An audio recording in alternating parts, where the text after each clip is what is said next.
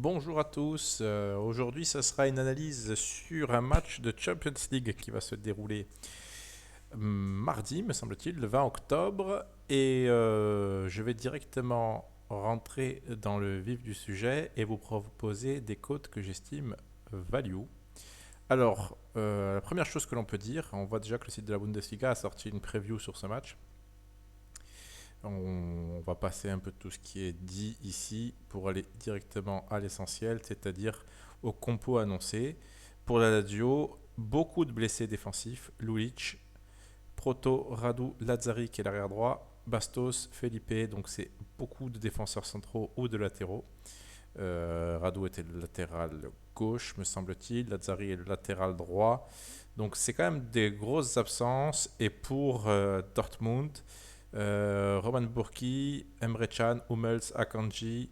Bref, une équipe type, sauf à dire qu'à mon avis, il y a une erreur et il y en a peut-être même deux, dans la compo présentée par le site de la Bundesliga, parce que ce joueur-là devrait être suspendu. Il avait pris un carton rouge contre le PSG lors du huitième de finale au Parc des Princes. Retour, donc, au huitième de finale de retour. Ouais, je vais y arriver à le dire. Donc, normalement, ce joueur-là sera suspendu et c'est ce que nous donne comme info, normalement, le site de la Champions League, parce que vous voyez, on voit ici suspendu. Donc déjà, c'est quand même une absence assez importante dans cette équipe de Dortmund. Et l'autre absent, normalement, il se pourrait que Akanji, ayant été testé positif au Covid il y a peu de temps, soit absent. Alors autant il revient, mais au pire, s'il revient, c'est pas non plus un défenseur ultra fiable. Et lui, par contre, Piszczek a été blessé lors du dernier match de Dortmund contre Hoffenheim et il s'est tenu la pommette. Donc, je sais pas, je vais essayer de traduire. Non, non, ça c'est déjà traduit. Bon, bref, il se pourrait bien que la défense à 3 soit amputée de 2 voire de 3 titulaires et que Hummels joue quasi seul. Enfin, il ne va pas jouer seul, bien entendu, mais c'est le seul défenseur central de métier. Peut-être que l'on verra Witzel descendre en défense centrale, auquel cas on devrait voir peut-être Mahmoud Daoud ou l'un des autres milieux de terrain prendre sa place ou Thomas Delaney. Mais tout ça pour dire qu'il va y avoir un gros déséquilibre aussi pour Dortmund. Alors le bet qui m'intéresse, ce serait tout simplement en fonction de toutes ces absences. J'aime beaucoup ce Lazio marque plus de 1,5 buts, même si la Lazio va mal, c'est vrai que ça va mal. Mais à 2,26 et en fonction de ces absences-là, défensif côté Dortmund, il y a de grandes chances que cette cote baisse.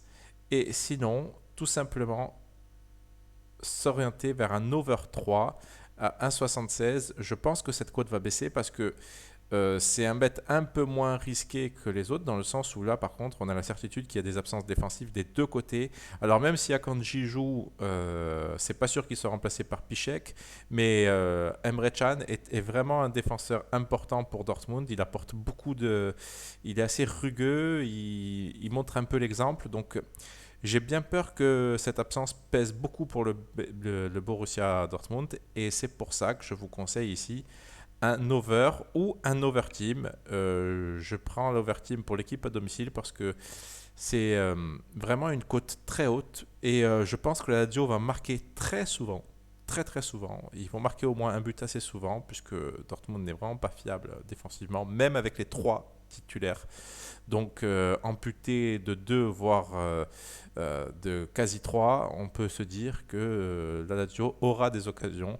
Alors certes, ils ne sont pas en confiance, ils ont perdu hier encore à la Sampdoria, d'ailleurs on avait proposé Sampdoria ne perd pas sur le club, mais il y a trop d'éléments pour ne pas choisir un over ou un over team et on regarde en plus, là on a encore la confirmation.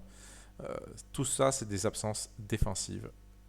Donc c'est Lulic qui joue, je sais pas, je crois que j'ai dit Radu tout à l'heure, mais c'est Lulic qui joue arrière gauche, qui s'est fait les croisés, lui, il y a quand même pas mal de temps. Donc bref, c'est 1, 2, 3, 4, 5, 6 absents défensifs côté Lazio et au moins 2 côté Dortmund, donc l'over 3 va forcément baisser. Et voilà ce que je pouvais vous dire sur ce match-là. Compliqué de vous donner un vainqueur, on va regarder les cotes quand même.